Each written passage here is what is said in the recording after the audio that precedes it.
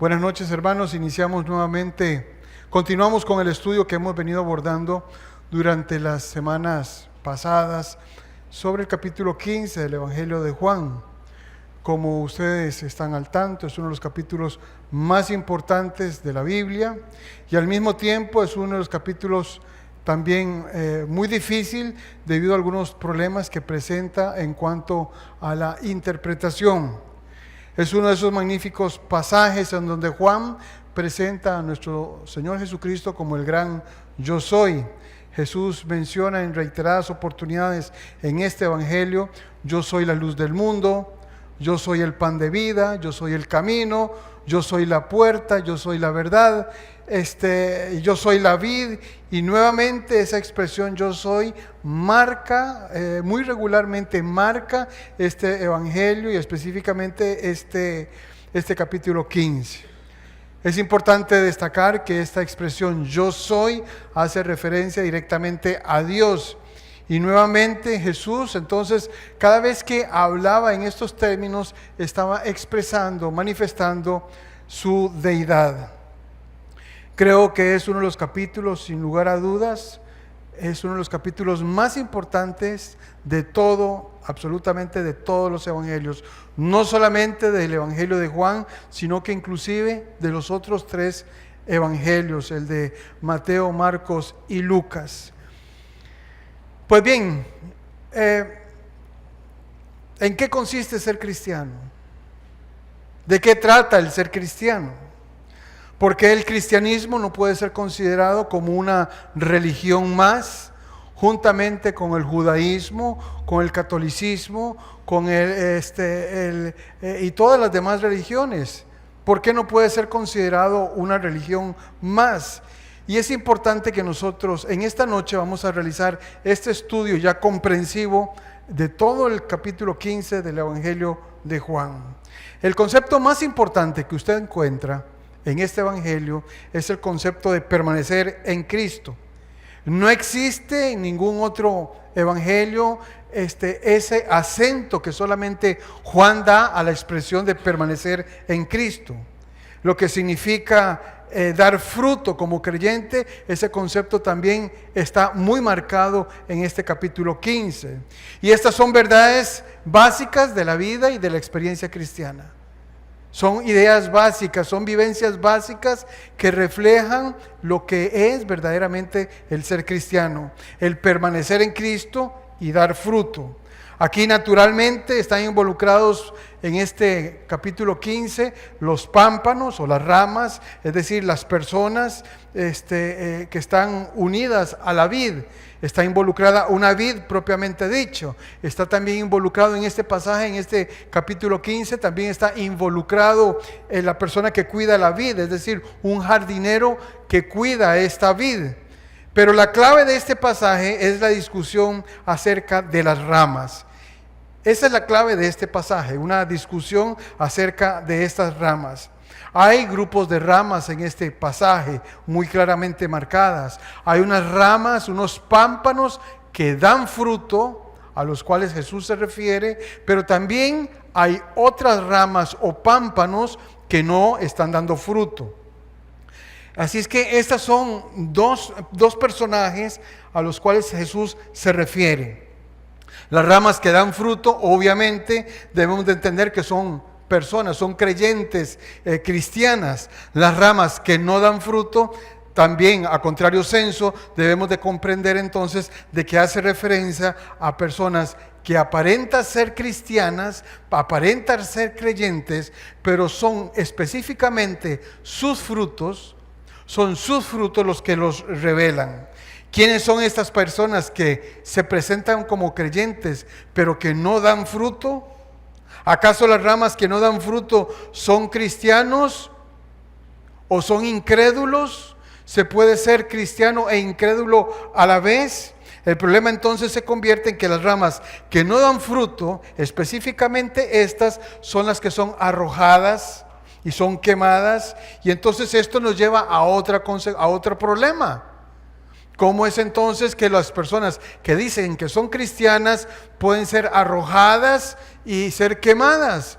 Esto también nos hace pensar entonces, ¿acaso que Cristo está enseñando que la salvación se puede perder? ¿Es ese el mensaje que Jesús nos da? Pues bien, todos este tipo de interrogantes son acerca de las cuales en esta noche queremos abordar. Así es que nos es importante destacar lo siguiente: tenemos una vid verdadera que es Cristo Jesús, tenemos a un cuidador de la vid que Jesús distingue claramente como el Padre, tenemos las ramas o los pámpanos, unos de ellos dan frutos y otros no dan fruto. Estos son los personajes que están en este relato de Cristo Jesús. Y el primer pasaje, usted lo encuentra en el verso 1, dice Juan 15, yo soy la vid verdadera y mi Padre es el labrador. En el Antiguo Testamento, de hecho, Israel era la vid de Dios. Esto en el Antiguo Testamento, pero era una vid literalmente degenerada, que no dio fruto. Y de esto se refería el profeta Jeremías, Isaías, Ezequiel, Amós, hablaban acerca de esta vid, acerca de esta vid, y la caracterizaba por ser una vid que no daba fruto, es decir, había degenerado. Y de hecho Jesús viene y les dice, yo soy la vid verdadera. La vida de Dios antes había sido derramada sobre la nación de Israel. Vamos a Génesis capítulo 12, en el verso 1, en donde podemos leer específicamente, pero Jehová había dicho a Abraham, vete de tu tierra y de tu parentela, y de la casa de tu padre a la tierra que te mostraré, y haré de ti una grande nación, te bendeciré y engrandeceré tu nombre, y serás bendición. Dios promete a Abraham convertirlo en una nación a la cual él específicamente bendecería. Y dice el verso 3, bendeciré a los que te bendijeren y a los que te maldijeren los maldeciré. Y serán benditas en ti todas las naciones de la tierra. Vemos entonces una conexión específica y clara entre Israel antes, que era a través de Israel que venía la bendición de Dios. Pero eso terminó, vino un tiempo en donde el pueblo de Israel como tal, a la cual venían las bendiciones de Dios, se degeneró. Literalmente se degeneró. Israel perdió su derecho para ser la vid de Dios. Ahora Jesús se presenta y nos dice, yo soy la vid verdadera. La vid, como ilustración, es una excelente manifestación del mensaje que Jesús quiere dar acerca de lo que es el cristianismo. Es una excelente manifestación, una excelente ilustración. ¿Por qué? Porque en esta ilustración de la vid está claramente marcada por un grado de pertenencia. Por ejemplo, nada pertenece más a una vid que una rama. Y una rama no puede subsistir aparte de la vid. Para todos sus recursos en total dependencia. La rama no se puede desarrollar sola, necesita estar unida entonces a la vid. Entonces tenemos los siguientes elementos que son importantes y marcados en este pasaje. Tenemos, por ejemplo, en Juan capítulo 15, verso 1 dice, yo soy la vid verdadera. Yo soy la vid verdadera y mi Padre es el labrador. El segundo sujeto que interviene en este capítulo 15 es el Padre, quien es el labrador. Este labrador literalmente es el que se encarga de cuidar la vid. Recordemos que en un principio la vid era Israel.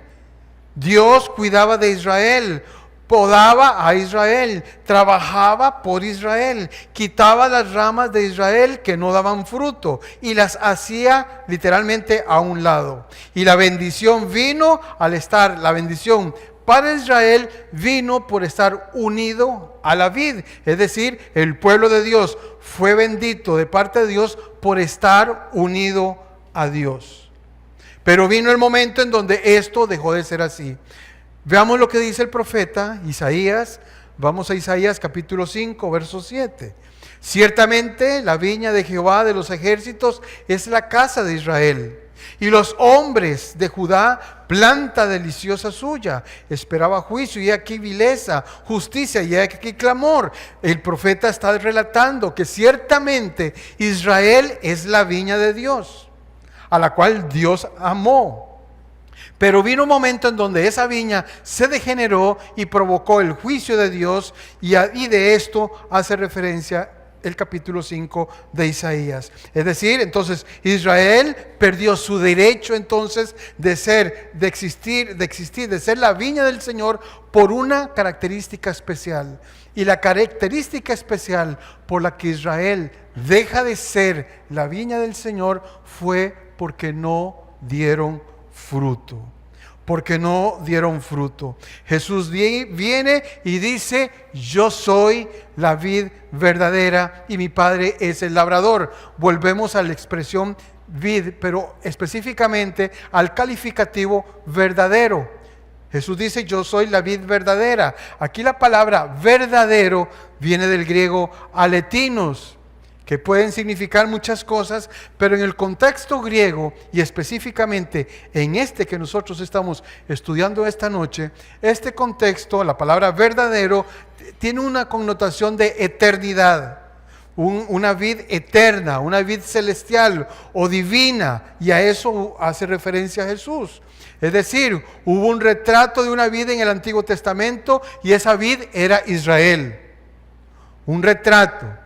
Ese retrato, estamos viendo, era una vid que existe y que dejó de dar fruto. Jesús es en realidad la vid verdadera, porque Él viene a dar fruto. Él es la vid verdadera, Él es la perfecta y se distingue de la vid original, de la primera vid, en función de que esta era perfecta. Esta era perfecta. Él, Jesús, era la verdadera vid, en distinción con la vid que no dio fruto, que es la nación de Israel, el pueblo de Israel. Israel fue un tipo de la obra de Dios y a la cual Dios quiso bendecir, mas sin embargo Israel falló, literalmente falló por no dar fruto, y es ahora Jesús el que viene y se presenta entonces como la vid verdadera. Dice Jesús: yo soy esa vid, yo soy esa vid verdadera y mi Padre es el labrador. Ahora Cristo se presenta a sí mismo, en este relato se presenta como la planta, pero separada de esa planta presenta entonces a su Padre como el labrador. Y esto es un dato importante, esto es un aspecto importante al cual muy brevemente nos es necesario referirnos. ¿Por qué?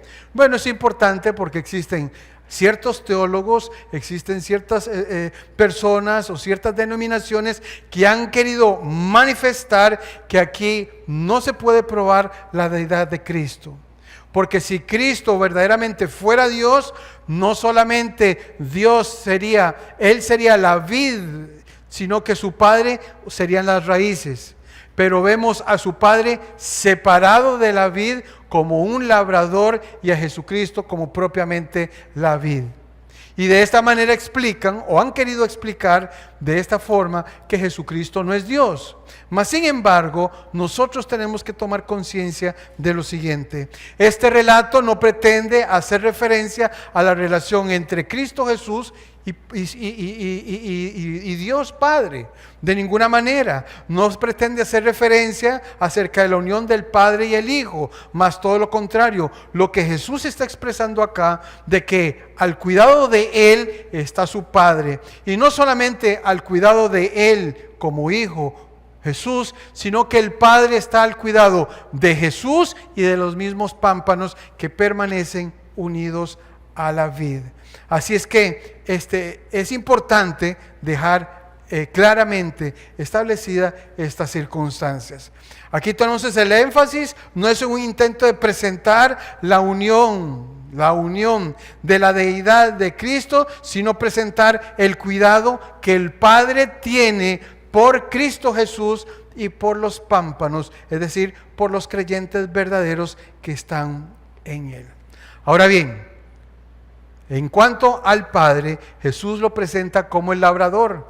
Y los labradores tienen dos específicas labores, dos funciones específicas sobre la vid.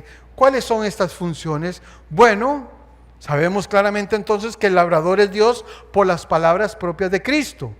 En eso estamos claros. El labrador, entonces, destacamos dos funciones.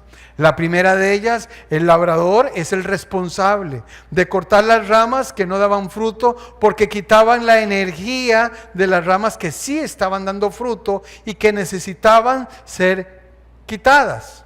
Esa es la labor propia entonces del labrador, quitar las ramas que no dan fruto porque esas ramas restan energía a las otras ramas que sí están dando fruto.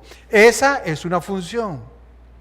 Y la otra función importante es la de que el labrador le era necesario estar podando constantemente, regularmente aquellas ramas que daban fruto. ¿Con qué objeto? Bueno, con el objeto, con la dirección específica para que estas ramas dieran más fruto, para que fueran capaces de concentrarse en dar más y más fruto. Vamos a ver entonces ahora, vamos a estudiar al verdadero pámpano. ¿Y qué es lo que sucede con ese verdadero pámpano?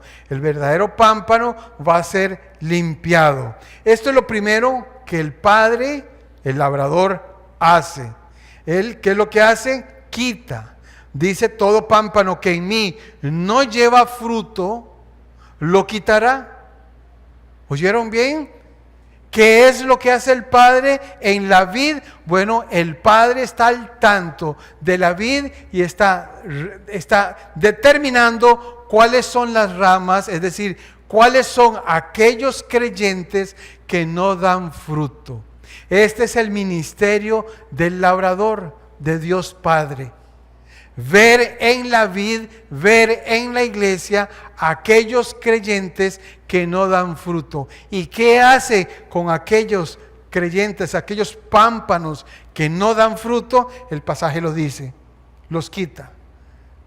Los quita. Todo pámpano que en mí, dice Jesús, todo pámpano que en mí no da fruto, en mí no da fruto, Dios lo quita. Lo quita, literalmente, lo corta, lo retira por completo. Nótese que no dice que todo pámpano que en mí no lleva fruto lo arregla. No, no dice eso. Es quitado. Literalmente es quitado.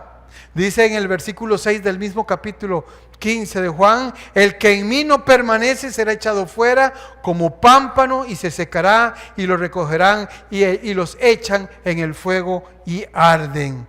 Esta es una advertencia muy fuerte para la vid y para los que son creyentes, así como los que aparentan ser creyentes. Dios no tiene nada que arreglar. Literalmente Dios corta. Dice el pasaje en el verso 6: el que en mí no permanece será echado fuera como pámpano y se secará. Y los recogen y los echan en el fuego y arden. Los que no dan fruto, es decir, ¿quiénes son estos? Los que no dan fruto son los falsos creyentes. Lo que aquí sucede es que toda persona que profesa tener una relación con Cristo Jesús, que aparentemente está unido a la vid, toda persona que de boca manifiesta ser creyente, unido a la vid, y no da fruto, ese falso creyente, Dios lo quita. Dios literalmente lo quita. Literalmente lo quita. Sucede que toda persona que profese tener una relación con Cristo Jesús, amados santos de Dios, y prestemos mucha atención, porque es un relato tremendamente contundente. He aquí que toda persona que profesa, que manifiesta de los dientes para afuera, como dicen popularmente, quienes manifiestan ser creyentes, que tienen una relación personal con Cristo Jesús, pero que no son verdaderos creyentes, Dios los quita. Ese es el ministerio del Padre, que es quitarlos. No hagan preguntas. No hay respuestas. Es sencillamente el deseo de Dios de que aquel que dice ser creyente, a ese que dice ser creyente, quien manifiesta de los dientes para afuera ser creyente y no da fruto, el ministerio del Padre es quitar esas ramas, quitar esos pámpanos. Conste que no dice el pasaje y los arregla. De una vez son quitados. Pero dice además el pasaje, todo pámpano, volvemos siempre en el versículo 2, todo pámpano que en mí no lleva fruto, ese es quitado. Muy bien, punto y coma. Y todo aquel que lleva fruto, ahora Cristo Jesús se refiere específicamente al pámpano que da fruto, dice, lo limpiará. El que no da fruto es quitado, pero el que sí da fruto es limpiado. Este es el segundo ministerio del Padre, el labrador. No solamente quita los pámpanos que no dan fruto, sino que los que están dando fruto, ese los limpia. ¿Para qué? Para que tengan más fuerza, para que den más y más fruto. Ahora bien, el verdadero cristiano está aquí. El verdadero cristiano está aquí. Exactamente aquí. Todo aquel que lleva fruto lo limpia. ¿Cuál es el verdadero creyente? ¿Cuál es el verdadero creyente? El verdadero creyente está aquí. ¿Cuál es? El que da fruto. Nótese que en el mismo discurso hay dos tipos de pámpanos. Nótese que los pámpanos lucen iguales, muy semejantes. Pero hay algo que delata a uno de los otros. ¿Qué lo lleva a delatarse? Específicamente, que el pámpano, es decir, el verdadero creyente, se le conoce por sus frutos. El que no es creyente no da frutos. De tal manera que no hay tal cosa como un creyente que no da frutos, porque Jesús nos enseña que todo aquel que lleva fruto, ese es limpiado. Ese es el verdadero creyente. Ahora bien, nos es importante reconocer en este discurso qué son los frutos, porque es sumamente importante para nosotros reconocer los frutos. Tenemos dos tipos de pámpanos, sí. El labrador que realmente tenemos a un labrador que realmente tendrá una vida fructífera, debe podar, debe quitar aquellas ramas sin frutos por el bien, por la salud de la vid, por el bien y la salud de la iglesia. Aquellos que no dan fruto, el labrador los quita, los retira. Y los que sí están dando fruto, los limpia. ¿Y cómo es que son limpiados? Con las pruebas. Con las pruebas. Nuestra fe necesariamente tiene que ser constantemente probada. Constantemente probada. Dice siempre en Juan 15 y siempre en el verso 2, todo pámpano que en mí no lleva fruto lo quitará. Todo pámpano que en mí no lleva fruto lo quitará.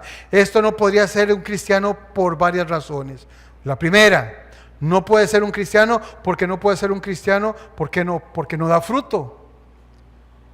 Porque no, literalmente no da fruto. Y es que es necesario para nosotros comprender y hacernos esta pregunta: ¿todo cristiano da fruto? ¿O es que acaso puedo ser cristiano y no dar fruto? La respuesta es un contundente sí. Todo verdadero creyente tiene que dar fruto. Todo verdadero creyente tiene que dar fruto. Dice Efesios capítulo 2, verso 10, porque somos hechura suya. El que está en Cristo, nueva criatura es. Somos hechura suya, creados en Cristo Jesús. ¿Para qué fuimos creados en Cristo Jesús? Pues para buenas obras. ¿Acaso esas buenas obras son nuestras? De ninguna manera. Esas obras tampoco son nuestras. Esas obras las preparó Dios de antemano para que nosotros, ustedes y yo, anduviéramos por ellas. Anduviéramos por ellas. Miren, por ejemplo, también lo que manifiesta Santiago, la epístola de Santiago, capítulo 2, verso 17. Así también la fe, si no tiene obras, ¿es qué? Es muerta. Es muerta. Entonces tengo que hacer obras para ser salvo, como lo enseña la religión. De ninguna manera. Lo que Santiago está expresando acá es específicamente que el producto de mi salvación son mis buenas obras, las cuales realizo por mi fe. Miren lo que dice el mismo Jesús también en Mateo capítulo 7, verso 16. Por sus frutos. ¿Qué? Al cristiano se le conoce por los frutos. No se le conoce por los dones espirituales, no se le conoce por los milagros. Al cristiano se le conoce por los frutos. Por los frutos los conoceréis. Eso se convierte en una manera definitiva por medio de la cual nosotros podemos reconocer inmediatamente cuando estamos delante de un cristiano y cuando no. Es a través de esta manera, por la relevancia, por la exposición de los frutos, que nosotros nos damos cuenta cuando estamos enfrente de un cristiano y cuando no. No puede haber, como algunos quieren enseñar, de que puedo ser un creyente y no dar fruto. Eso no es cierto, porque esa no es la manera en la que se identifica un cristiano. Al cristiano se le identifica por sus frutos. Al verdadero cristiano se le identifica por sus frutos. ¿Cuántos árboles buenos dan fruto? Todos los árboles buenos dan buenos frutos. En otras palabras, todos los que estamos adheridos verdaderamente a Cristo Jesús, todos los que verdaderamente somos creyentes y estamos unidos a Cristo Jesús, necesariamente esa unión, esa relación con Cristo Jesús nos lleva a nosotros a dar fruto. Por eso hablamos y enseñamos de que el cristianismo no puede ser una religión. No, es Cristo Jesús actuando dentro de nosotros, es la vida de Cristo Jesús dentro de nosotros la que nos hace a nosotros, la que nos permite a nosotros, Jesús en nosotros, producir frutos.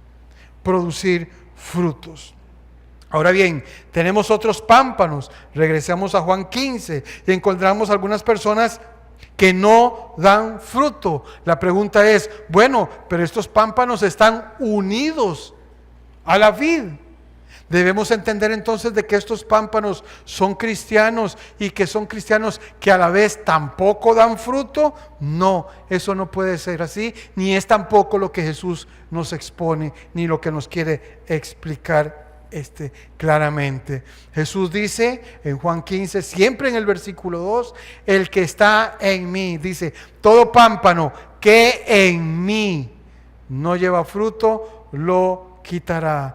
No tome nota de la expresión en mí. Pareciera como que suena a salvación. Pues pareciera que suena a salvación, pero no, en realidad no hace referencia a la salvación. En realidad a lo que hace referencia es Jesús hablando, exponiendo de personas que aparentemente tienen una conexión, están unidos a Él, pero que en su interior no lo están. ¿Y por qué no están unidos a Cristo Jesús? ¿Por qué no forman parte de la vid? ¿Por qué aparentan ser parte, pero en realidad no lo son? Es una mera apariencia. Bueno, porque no dan fruto. No hay tal cosa como que puedo ser cristiano y dar fruto, porque no nos da la posibilidad, no existe la posibilidad. Y eso tampoco lo enseña la Biblia, de ser cristiano y no dar fruto. Jesús, de lo que está exponiendo, a lo que Él se está refiriendo, es a una mera apariencia. Jesús se está refiriendo a cristianos profesantes que manifiestan ser cristianos, que pueden estar en las iglesias, y de hecho lo están, pero se les reconoce por una característica, y esa la característica es la ausencia de frutos. Nótese, y es necesario resaltarlo, que es específicamente lo que Jesús a lo que Jesús se está refiriendo. Recordemos lo que dice Romanos capítulo 9, verso 6. Dice así: no que la palabra de Dios haya fallado, porque dice el autor de la carta de Romanos, Pablo, porque no todos los que descienden de Israel son israelitas. ¿Podríamos acaso decir que todos los que vienen de Israel son israelitas? Pablo dice, no todos los que vienen de Israel son israelitas. Ni tampoco son descendientes, son israelitas. Versículo 7, ni por ser descendientes de Abraham son todos hijos. Abraham tuvo otros hijos. Y no necesariamente todos los hijos de Abraham, los que descienden de los hijos de Abraham, todos son cristianos, todos son judíos, todos son creyentes. No, específicamente hace referencia a una parte específica de los hijos de Abraham, a través del cual viene la promesa. En Isaac te será llamada descendencia. Esto es, no los que son hijos según la carne son los hijos de Dios, sino los que son hijos según la promesa son contados como descendientes. Es decir, no todos los judíos son hijos de Dios, como no todos, absolutamente todos los creyentes son hijos de Dios. No, específicamente Jesús está destacando que hay personas que aparentan ser creyentes, pero que en el fondo no lo son. Son una burda apariencia. ¿Y por qué aparentan ser creyentes? Porque es eso. Aparentan y se sabe que no lo son porque no dan fruto. Lo mismo usted ve el mismo contexto o idea en 1 Juan capítulo 2. Salieron de nosotros, que está muy de moda. Salieron de nosotros, pero no eran de nosotros. ¿Y por qué no eran de nosotros? Porque si hubieran sido de nosotros, habrían permanecido con nosotros, pero salieron para que se manifestase que no todos son de nosotros. Este es un mensaje serio, sumamente serio para la iglesia. Es un mensaje tremendamente confrontante, grandemente de grande confrontación. Un individuo, óigase bien, un individuo puede vivir, permanecer en la iglesia, participar de la alabanza, de la adoración, inclusive ofrendar. Es decir, puede hacer un sinnúmero de cosas, mas sin embargo, no necesariamente tiene que ser creyente. No necesariamente tiene que ser creyente. ¿Y por qué se sabe que no necesariamente es creyente? Se sabe que no es creyente porque no hay fruto en esa persona. Seguimos siempre en Juan 15. Y está la expresión en Juan 15:4, permanezcan en mí y yo en vosotros. Y esta expresión, permanecer, es sumamente importante para nosotros. Porque en el griego la palabra permanecer tiene doble connotación. Tiene doble connotación. El permanecer en Cristo no solamente implica estar en o quedarse en, sino que conlleva a otra idea. El permanecer no solamente implica estar en Cristo o permanecer en Cristo, sino que significa también perseverar. Perseverar en Cristo. Y eso es una connotación importante. ¿Quién es el verdadero creyente? El que permanece. ¿A pesar de qué? A pesar de las podas, a pesar de los problemas, a pesar de las pruebas, a pesar de los quebrantos, a pesar de toda circunstancia, permanece. Ese es el verdadero creyente. A ese se refiere Jesús cuando dice en Juan 15:4, permanezcan en mí y yo en vosotros. Como el pámpano no puede llevar fruto por sí mismo si no permanece en la vid, así también vosotros, si no permanecéis en mí. Jesús es importante. Jesús une en este versículo 4, Jesús está uniendo dos conceptos sumamente importantes y relevantes para la vida cristiana. Repito, por eso es que exponemos que el cristianismo no es otra religión. Por esto que estamos viendo específicamente, la idea de permanecer en Él o estar en Él o ser perseverante, esto habla de una idea de continuidad. de una relación de continuidad. Y no solamente nos habla de una relación continua, sino que además de esa relación continua tiene un resultado. Y ese resultado es el dar fruto.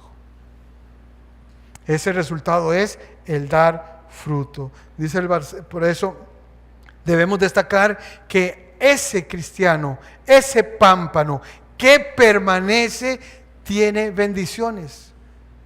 Tiene bendiciones, las bendiciones del creyente. En primer lugar, la primera bendición del creyente, de un pámpano, es decir, la primera bendición es de permanecer en Cristo Jesús, es el de dar fruto. Es específicamente ¿qué? El de dar fruto. Volvemos a Juan 15:5. Yo soy la vid verdadera, vosotros los pámpanos. El que permanece en mí y yo en él, éste lleva mucho fruto, porque separados de mí nada podéis ¿qué? Hacer. No hay tal cosa que puedo ser creyente y no dar fruto. No hay tal cosa como que no es necesario ser creyente para dar fruto. No. Por eso, repito, el cristianismo no puede ser considerado una religión más, porque el cristianismo, Jesús define el cristianismo como una relación vital de dependencia por parte de los pámpanos a la vid. Y la única manera para que este pámpano pueda dar fruto es permaneciendo en Cristo, es estando unido por completo a Él, de tal manera que esa experiencia en Cristo lo lleva a dar fruto. Jesús dice, separados de mí no hay fruto. Separados de mí no habrá fruto. No puede haber fruto, lo cual significa que no puede haber fruto en un pámpano que no es real. ¿Oyó bien? No puede haber fruto en un pámpano que no es real. Jesús inclusive dijo que se puede determinar perfectamente si un hombre es salvo, si una persona es salva o no es salva en función del fruto que da. Si no existen frutos, no es salvo. No hay tal cosa, repito, reitero, no hay tal cosa como que soy creyente, puedo estar en la iglesia, puedo permanecer en la iglesia y no servir, puedo estar en la iglesia y no ofrendar, puedo estar en la iglesia y no entregarme por mis hermanos. No hay tal cosa como puedo estar en una iglesia y no dar fruto. ¿Qué importancia tiene esto para nosotros en las iglesias, para nosotros los pastores, para usted que me escucha en su casa? ¿Qué es lo importante de todo esto? Bueno, lo importante de todo esto es de que Dios es un Dios de propósito. Dios, al que toma por hijo, al que llama por hijo, es un Dios de propósito. Es un Dios, y voy más allá, es un Dios de acción. Dios en ningún momento ha llamado a ningún hijo para que venga a sentarse en la banca de una iglesia a hacer acto de presencia, mientras sencillamente por hacer acto de presencia. Si esa es la experiencia, yo quiero que reflexione en esta noche, en este momento, acerca de cómo está su relación con Dios. Porque dependiendo de cómo está su relación con Dios, así estarán los frutos que usted dé. Y si en su vida no hay frutos, eso se debe básicamente porque su relación no se ha conformado. Y de esto Jesús está hablando en este pasaje, específicamente en Juan 15. Jesús está a pocas horas de entregar su vida en una cruz, está en un aposento alto, es avanzada la noche. Sus discípulos, uno de ellos le ha traicionado, le ha vendido por 30 monedas de plata, y se está refiriendo a sus discípulos diciéndoles la necesidad, la importancia, la urgencia de dar frutos y de permanecer unidos a Él. Ese mensaje de permanecer unidos a Él tiene tanta actualidad, pero tanta actualidad en nuestros días. Repito, Dios no ha llamado absolutamente a nadie como hijo para que venga a sentarse en una banca. De ninguna manera. Dios no ha llamado absolutamente a nadie por hijo para que venga a sentarse en una banca. Dios ha llamado a sus hijos, a los que tiene por hijos, para que den fruto y ese fruto permanezca. Si Cristo entonces está en mí, si verdaderamente mi relación en Cristo es verdadera, entonces si verdaderamente yo soy creyente, yo me voy a dar cuenta. ¿Por qué? Porque doy fruto. Debe haber un fruto en la vida de todo creyente. No hay tal cosa, por cuarta vez, no hay tal cosa como que puedo ser creyente y no dar fruto. Todo creyente necesariamente, ineludiblemente, tiene que dar fruto. Absolutamente todo creyente. Repito, Dios no salva a nadie para que se venga a sentar a la banca de una iglesia a hacer acto de presencia. No hay tal cosa como que soy creyente y no doy fruto. Ese no es el tema. El tema es que para Dios el fruto es muy importante, sumamente importante. En primer lugar, es importante porque Dios lo exige. Dios pide de todos los creyentes que demos fruto. Solamente en el Antiguo Testamento hace referencia a la necesidad de dar fruto 106 veces. En el Nuevo Testamento se habla de dar fruto al menos 70 veces, por lo cual es sumamente importante. En los 27 libros del Nuevo Testamento, en 24 de ellas existe la referencia a la necesidad de dar fruto. Y en todas las epístolas paulianas, absolutamente en todos, se nos habla de la necesidad de dar fruto. Y esta doctrina, la necesidad de dar fruto, no es solamente un mensaje propio del Nuevo Testamento. E inclusive en el Nuevo Testamento, en el Salmo 1, nos damos cuenta de la necesidad de dar fruto. Dice el Salmo 1: bienaventurado el varón que no anduvo en consejo de malos, ni estuvo en camino de pecadores, ni en silla de escarnecedores se ha sentado, sino que en la ley de Jehová está su delicia, y en su ley medita de día y de noche. Dice: y será como árbol plantado junto a corrientes de aguas, que da fruto a su tiempo. Que da fruto a su tiempo. En el Antiguo Testamento se describe a un hombre bendecido, a un hombre bienaventurado, a un hombre piadoso, a un hombre que da fruto. ¿Por qué es bienaventurado? ¿Por qué es piadoso? ¿Por qué es un hombre que puede estar feliz? Bueno, básicamente porque la vida de Dios está en él, y el hecho de que la vida de Dios esté en ese creyente, hay evidencias de que Dios está trabajando en su vida. ¿Por qué? Porque ese hombre da fruto. Porque esa persona da fruto. ¿Qué es el fruto? ¿De qué estamos hablando cuando nos referimos al fruto? El fruto es la semejanza a Cristo. Eso es el fruto, la semejanza a Cristo. Es decir, un creyente que es como Cristo. En Gálatas capítulo 5, verso 22 se nos dice: y los frutos del Espíritu son el amor, gozo, paz, paciencia, benignidad, bondad, templanza, mansedumbre, y contra tales cosas no hay ley. Bueno, si verdaderamente la vida de Cristo Jesús está en mí, el amor que Cristo Jesús tuvo para sus discípulos, ese mismo amor tiene que estar en mí para mis semejantes. Jesús nunca se amargó y nunca reclamó por la vida que llevó, mas todo lo contrario, Él se desenvolvió y fue notable el gozo que en Él había. Tome nota de lo siguiente: en Gálatas 5:22 literalmente estamos destacando las características de Cristo. Y si esas características están en nosotros, es porque nosotros somos cristianos, hemos nacido de nuevo. Hemos nacido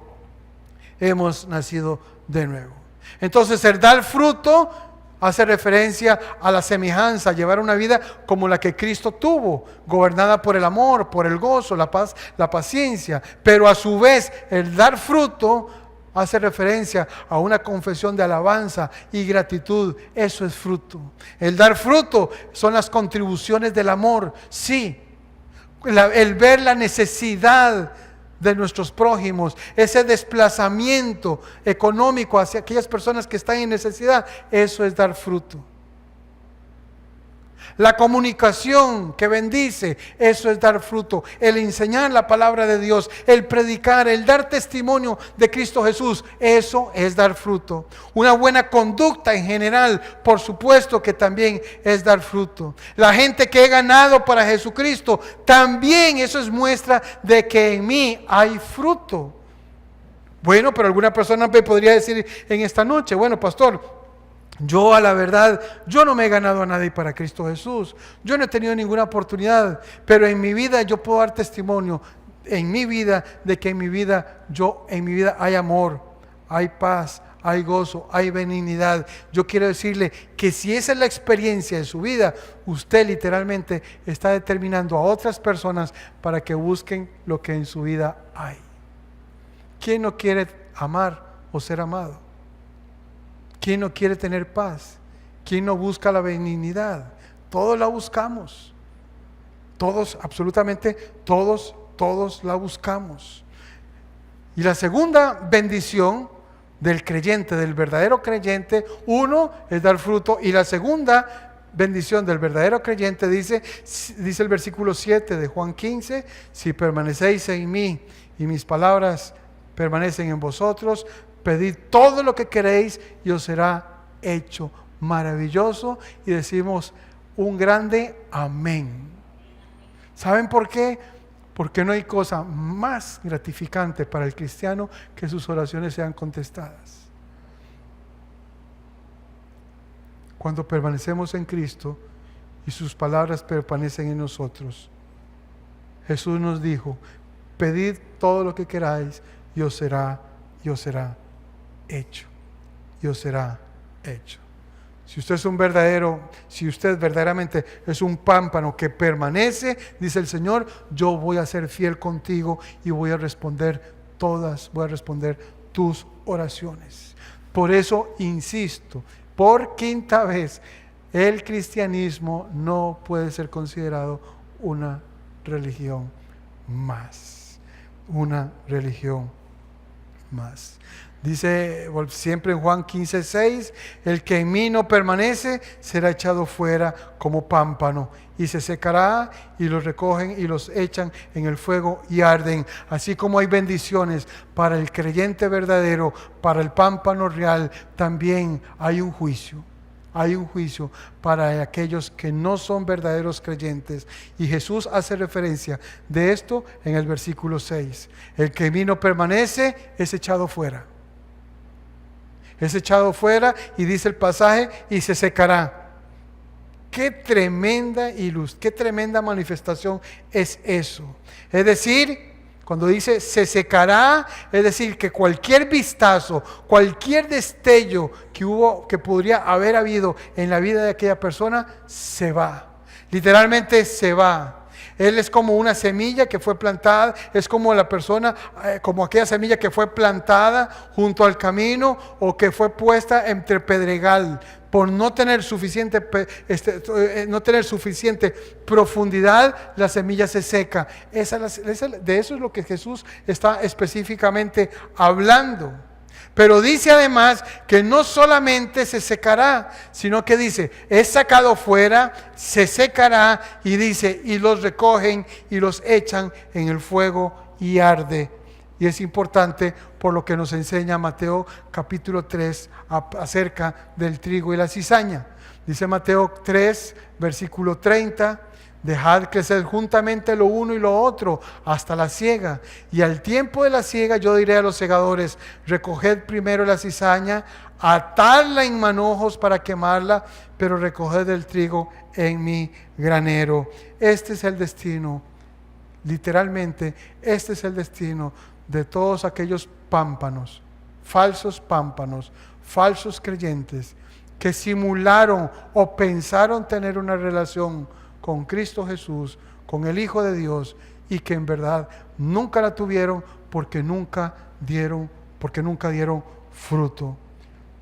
En la segunda carta de Pablo a los tesalonicenses, en el capítulo 1, verso 1 dice, y a vosotros que sois atribulados, daros reposo con nosotros, cuando se manifieste el Señor.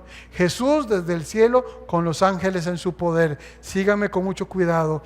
Y en llama de fuego para dar retribución a los que no conocieron a Dios ni obedecen al Evangelio de nuestro Señor Jesucristo, los cuales sufrirán pena eterna de perdición, excluidos de la presencia del Señor y de la gloria de su poder. Ahora bien, el segundo punto importante, ya vimos los pámpanos, ya vimos al verdadero creyente. Ahora veamos que no solamente este capítulo 15 habla de las bendiciones del que es verdadero creyente, sino la condición como Dios, como Cristo Jesús seguirá tratando con ese verdadero creyente. El verdadero creyente, dice, se nos expone en Juan 15, ese verdadero creyente será literalmente amigo. Literalmente amigo. Dice el versículo 12, este es mi mandamiento, que os améis unos a otros como yo os he amado. Tome nota, ¿de qué? De que existe una imposición para el que es un verdadero creyente. No solamente el dar fruto, no solamente el estar unido a la vid, hay una imposición. Y esa imposición consiste en amar a sus semejantes. No hay tal cosa como el pretender ser creyente, decir que soy cristiano, pero odio a mi suegra, odio a mi patrón, odio a mi tío, odio a mi abuela, odio a otra persona. No hay tal cosa, porque no puede ser así. Dice 2 Corintios 5:17, el que está en Cristo, nueva criatura es. Las cosas viejas pasaron, y aquí son todas hechas nuevas. Y una de las evidencias más notables del verdadero creyente es el amor que tiene por sus prójimos. Es el amor que tiene por sus prójimos. Y dice Jesús que se amen unos a otros, e impone y dice, de la manera como yo los he amado. ¿De qué manera Jesucristo nos amó a nosotros? De una manera de entrega total. Jesús amó a sus discípulos de manera sacrificial. Se entregó por completo a ellos. Pero es importante destacar lo siguiente en este versículo. Jesús está hablando en términos, recordemos en dónde está dando, en qué momento da este pasaje. Está en el aposento alto, ¿sí? Está en el momento más dramático de su ministerio, porque ya ha sido vendido por 30 monedas de plata. Muy posiblemente la guardia de los religiosos, de los fariseos, van a buscarlo, van a encontrarlo en un huerto. Muy bien, Jesús está dando una solicitud expresa a sus discípulos. Y esta solicitud es la siguiente: ¿cuál? Ámense. Ámense. A mí, dice el Señor, a mí me interesa, me urge que ustedes se amen. Y la pregunta es ¿por qué? La pregunta es ¿por qué?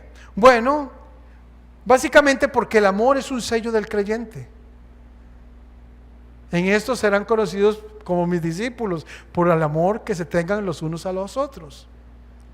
Pero ese amor no es un amor cualquiera, es un amor de una entrega total hacia ellos mismos. Es un pedido urgente, necesario. ¿Por qué? Porque ese será el único amor cuando Cristo sea arrestado, sea enjuiciado, cuando Jesús sea condenado, sea puesto en una cruz, fallezca, muera en aquella cruz, sea sepultado y ascienda a los cielos. 40 días después, el único amor que estos hombres van a conocer, el único amor, ese va a ser el amor que se tengan los unos a los otros. Porque ya Jesús estará en la diestra del Padre. Pero ¿por qué es tan importante ese amor? Bueno, ese amor es importante, ¿por qué? Porque les es necesario estar juntos. ¿Por qué les es necesario estar juntos? Bueno, porque hay una promesa del Espíritu de Dios, es decir, de otro Consolador que vendría para darles poder. ¿Y por qué es tan importante? Es tan importante el amor, ¿por qué? Porque a ellos les ha sido encomendada una misión que podríamos llamar una misión global. de ir por todo el mundo, por Jerusalén, por Samaria y hasta lo último de la tierra, cumpliendo la gran comisión que el Señor les dio. Pero esa comisión que el Señor les dio solo se puede llevar a cabo con amor. Solamente con amor. Esa misión global de evangelizar el planeta entero, de llevar el evangelio y la salvación al mundo entero, requería el amor entre ellos mismos. ¿Cuánto más en la iglesia en este tiempo? ¿Cuánto más le es necesario, de igual de necesario, el amor dentro de la iglesia, entre los pastores, en los propios miembros de las iglesias? En el momento en que los pastores se unan más, se amen verdaderamente con ese amor sacrificial de entrega los unos para los otros, le garantizo, hermana y hermano que me escucha, le garantizo que el evangelio será creído. ¿Por qué el evangelio hasta nuestros días es difícil de ser creídos? Porque precisamente los que los pregonan son enemigos los unos de los otros. Y muy tristemente y con vergüenza lo manifiesto. Envidias, pleitos, celos, contiendas entre los miembros de la iglesia, entre pastores. Increíble. ¿De qué manera nuestro mensaje puede calar en la sociedad si nosotros mismos no somos portadores de ese amor que el Señor nos demanda? Jamás, nunca. No puede ser posible. No puede ser posible. Hay una misión global que el Señor nos encomendó.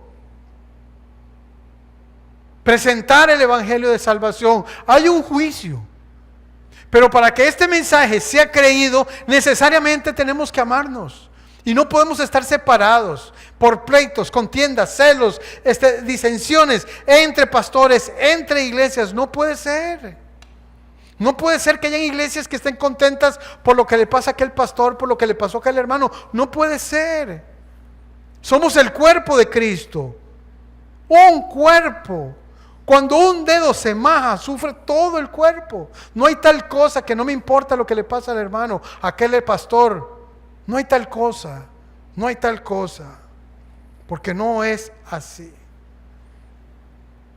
Pero no solamente nos exige para la realización de esta labor global que nos amemos los unos a los otros, sino que también Jesús nos advierte, bueno, ya no, en el versículo 15, ya no os llamaré siervos, porque el siervo no sabe lo que su Señor hace, pero os he llamado amigos. Vean qué importante el vocabulario. Qué importante el vocabulario. En un principio éramos siervos. La palabra siervo en el griego es doulos, que significa esclavo. Y Jesús dice, de ahora en adelante ustedes ya no serán esclavos míos. De ahora en adelante ya no serán esclavos. Ahora los tendré por mis amigos. Qué importante connotación tiene esta. ¿Por qué? Bueno, porque el siervo literalmente está expuesto a las órdenes de un superior. El siervo literalmente ve de largo a su amo. Pero cuando nos traslada y nos dice, ahora ustedes no son siervos, ahora son mis amigos, lo que nos está diciendo es, ahora ustedes no tienen necesidad de verme de largo, ahora los que son mis amigos tienen entrada directa, tienen acceso directo a mi persona. Es importante la connotación, amigos, principalmente por la persona quien lo dijo. Cuando Jesús dice, ya no los llamaré siervos, ya no los llamaré esclavos, ahora los voy a llamar amigos, es importante esa connotación por la persona que Cristo es. ¿Y quién es Jesús? Él es el Rey de Reyes y Señor de Señores.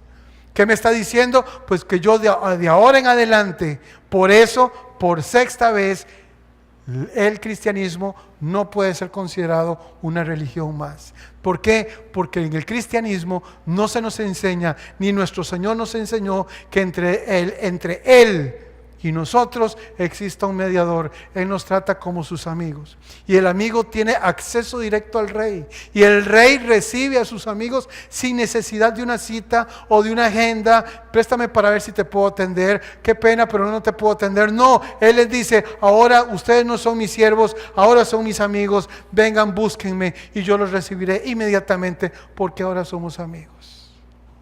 La connotación es importante. El mensaje es grandioso, maravilloso. Por eso es que el cristianismo no es tampoco considerado una religión más. Y los amigos del rey eran específicamente los que tenían una relación más cercana con el gobernante, tenían una relación más íntima con el gobernante, tenían el derecho de entrar a la presencia del rey constantemente. ¿Por qué? Porque eran los amigos. Ahora Jesús nos dice, ustedes serán mis amigos. Pero, a nosotros nos es importante considerar lo siguiente. Para ser amigos de Cristo Jesús son necesarias las siguientes condiciones. Miren lo que dice Juan 15:14. Vosotros sois mis amigos, ¿sí qué? Ese sí es condicionante, Génesis. Ustedes son mis amigos, sí. ¿Sí qué? Si hacen lo que yo les mando. Entonces, el verdadero creyente no solamente es el que da fruto. Ese verdadero creyente es amigo. Pero además de ser amigo, se ha ganado esa amistad. ¿Por qué? Porque es obediente. Pero además dice en Juan 15:16, no me elegisteis vosotros a mí. Me interesa que los teólogos liberales y los que enseñan en contra de la soberanía de Dios lean nuevamente este pasaje. Sino que yo, dice el Señor, yo los elegí. Dios eligió, nuestro Señor Jesucristo eligió, dice Jesús, yo los elegí a vosotros y dice, y os he puesto. No solamente es necesaria la obediencia, es necesaria entonces un propósito, un cumplimiento.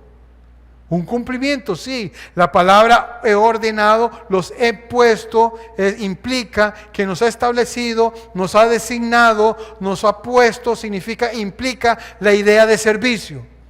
No solamente tengo que estar unido a Él, no solamente tengo que dar fruto, me convierto en su amigo, pero me es necesario ser obediente.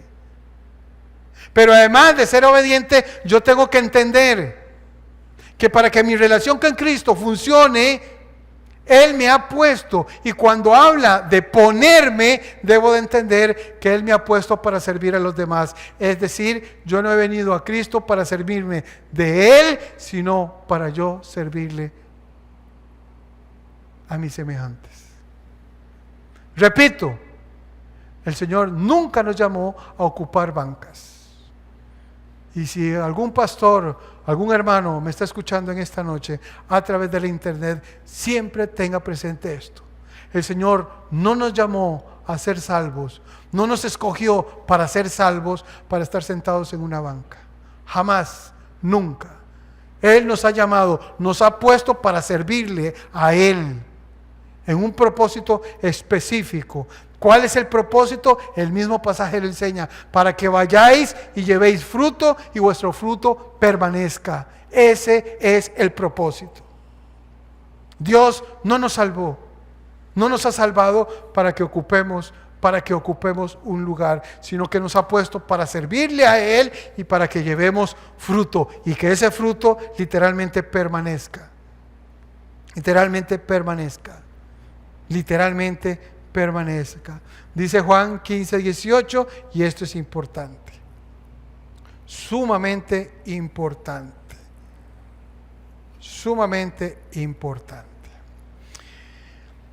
Bueno, ya hemos visto que el verdadero pámpano da frutos, ya hemos visto que ese pámpano que da frutos se convierte en amigo de Cristo Jesús, pero ahora Jesús da un viraje a su mensaje.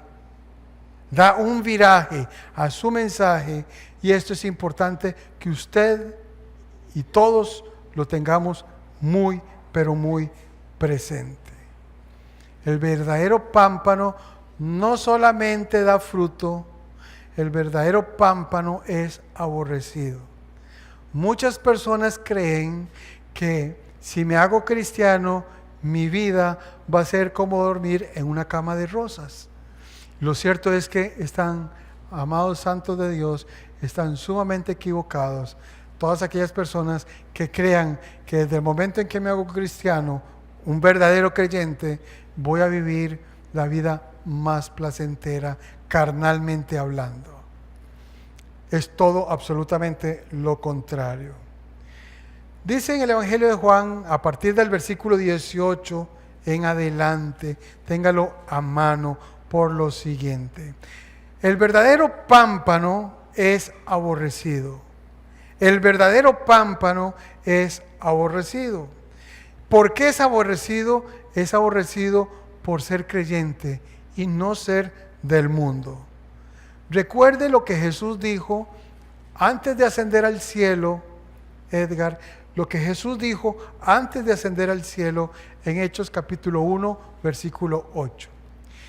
Pero recibiréis poder cuando haya venido sobre vosotros el Espíritu Santo y me seréis testigos en Jerusalén, en Judea, en Samaria y hasta lo último de la tierra. Un momento. Y me seréis testigos.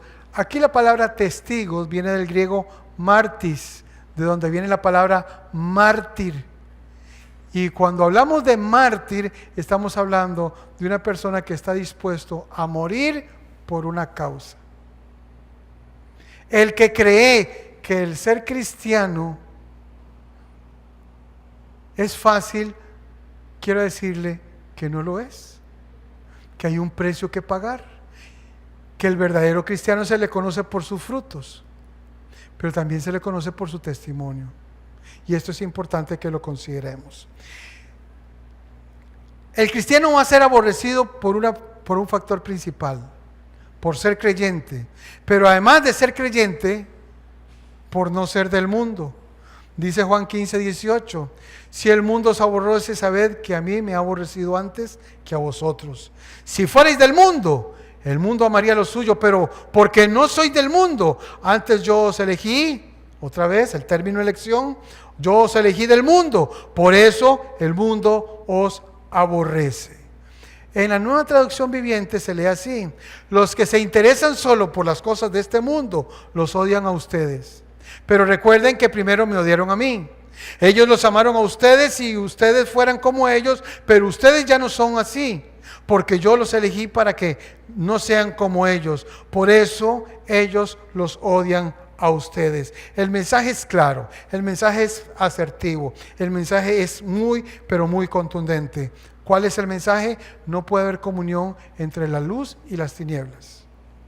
Dice Juan capítulo 3, versículo 19, y esta es la condenación, que la luz vino al mundo y los hombres amaron más las tinieblas que la luz. Si ese fue el sentimiento de los hombres hacia Cristo Jesús, si nosotros somos verdaderos creyentes, también será nuestro sentimiento. Por eso somos cristianos, porque el mundo nos aborrece. ¿Y por qué nos aborrece el mundo? Porque no somos del mundo, no practicamos lo que el mundo practica, y no solamente eso, sino porque condenamos lo que el mundo practica. Por eso Jesús dijo: vosotros sois la luz del mundo, vosotros sois la sal de la tierra. No sé si han tenido alguna vez, se han herido y se han echado sal en la herida. Bueno, nosotros somos eso. El verdadero cristiano literalmente ataca el pecado, revela el pecado, expone al pecador y le llama al arrepentimiento. Y eso el mundo lo repele fuerte, pero muy fuerte. Muy, pero muy fuerte.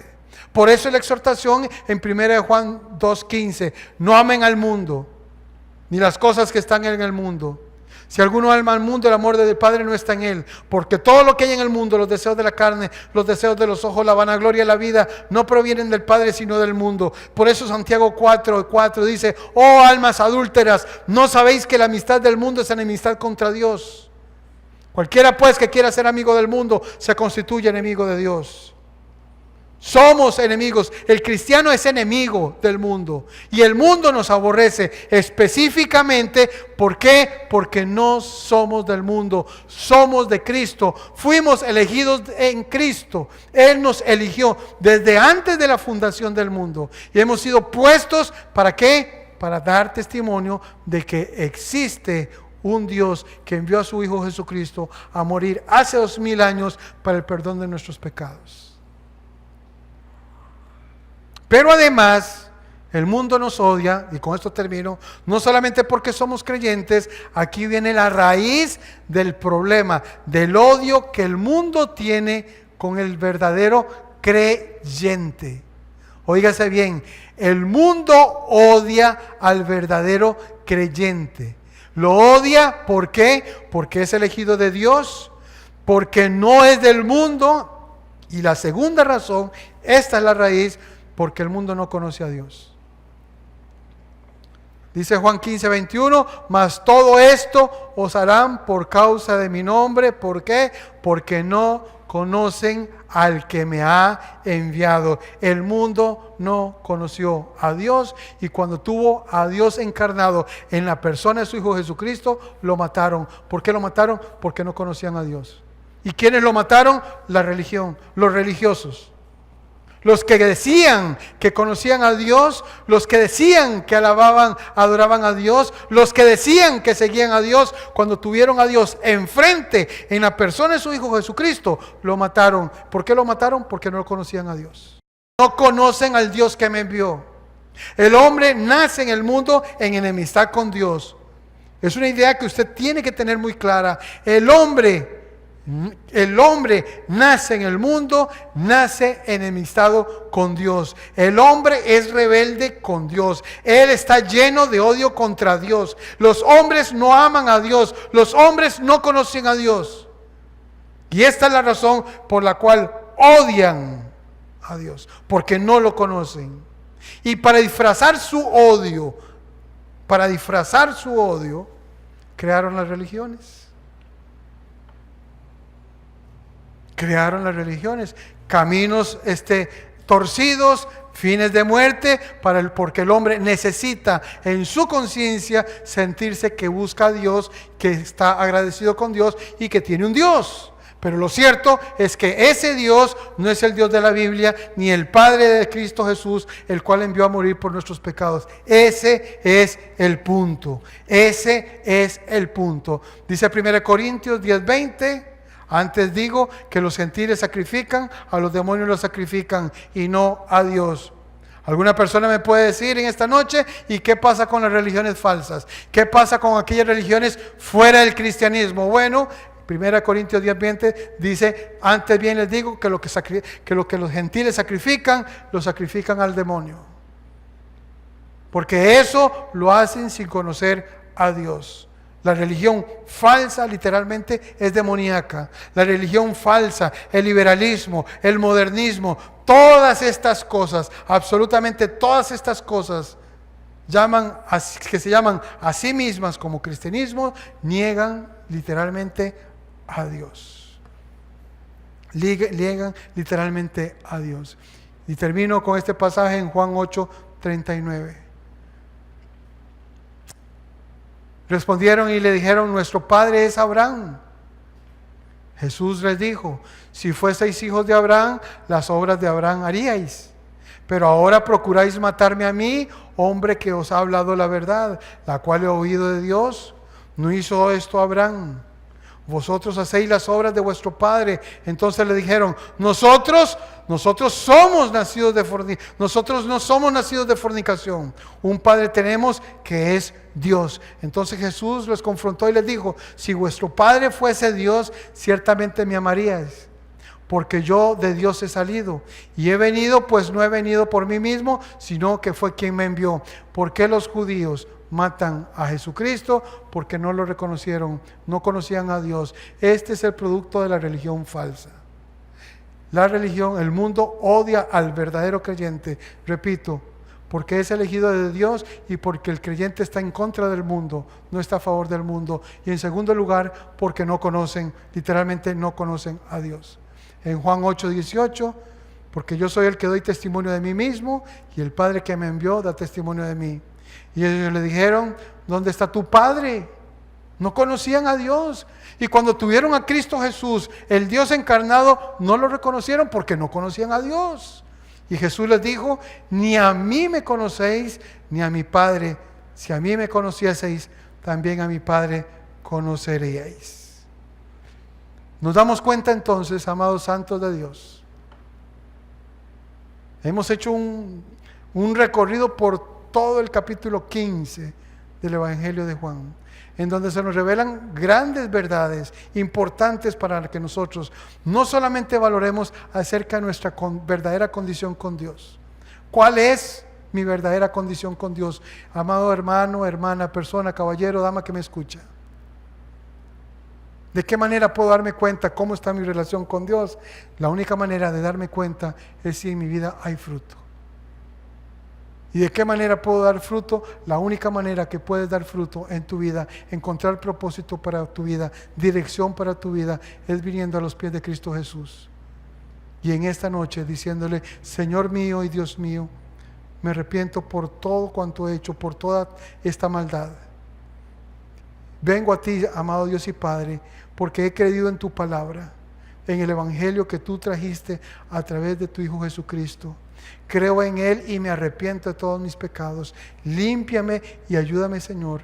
Hazme nacer de nuevo como un hombre nuevo por completo para hacer tus propósitos aquí en la tierra.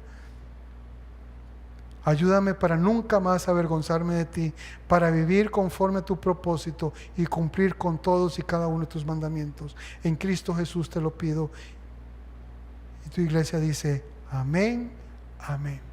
Muy buenas noches, les doy las gracias, hasta luego.